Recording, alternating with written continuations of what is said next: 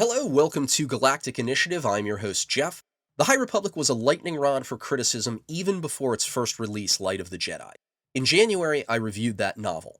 It had its flaws, but it entertained and engaged me enough to keep reading. You'll find a link to the previous show in the description. I mentioned a lack of character development for the sake of rapid world building. Many characters were introduced, all were incomplete. 4 months later, I recognized the mistakenness of my world building notion.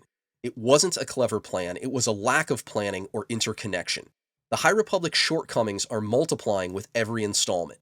To date, the publishing initiative includes 1 adult novel, 3 YA novels, 3 comic issues, and 3 YA comic issues. I've read them all, and I offer the following review.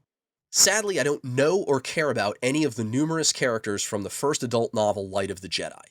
Several had promise, but very few reappeared, and that tiny recurrent group wasn't developed. The majority disappeared beneath an ever-increasing list of newcomers.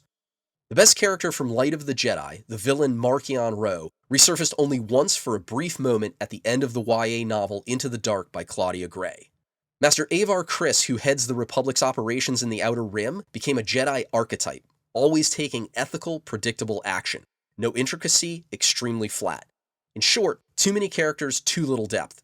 Instead of creating multifaceted central characters who, by virtue of their complexity, were relatable to diverse readers, the writers created a plethora of one-dimensional periphery characters, each the embodiment of just one quality: exuberance, bravery, nihilism, cautiousness, trying to accomplish with quantity what should have been done with quality. Regarding the story arcs, they lacked stakes and meaningful action. Except the first, all narratives reached foreseeable conclusions. Motivations didn't shift, plots didn't twist, everything unfolded in linear order. Enemies were facilitators, not characters. Without credible villains, or in some cases any villains, the stories wanted for threats and excitement. Of the 229-page YA novel A Test of Courage by Justina Ireland, no antagonist, no adversarial being was involved for 3/4, and that estimate is kind. Furthermore, regardless of my values and views, certain progressive social elements from the present disrupted my suspension of disbelief. Is Star Wars a platform or a getaway? Some would ask, why not both? Personally, I don't mind historical tie-ins. Readers can see the larger frameworks. But I believe current issues that spark belligerence on modern social media don't belong here, particularly when they are framed by one socio-political outlook.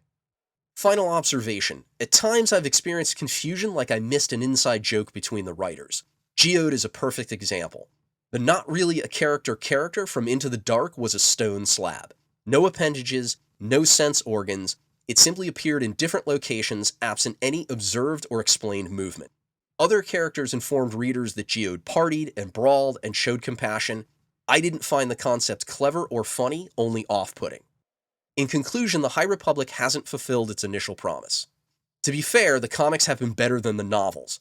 The second adult novel, The Rising Storm by Cavan Scott, will arrive on June 29th. It will be my last High Republic purchase unless it drastically alters the downward trend. Galactic Initiative is not authorized or endorsed by Lucasfilm Limited. The name Star Wars and all related materials are registered trademarks of Lucasfilm Limited, a subsidiary of the Walt Disney Company, all rights reserved. Galactic Initiative is a registered trademark, and other product and company names are trademarks of their respective holders. Use does not imply affiliation or endorsement.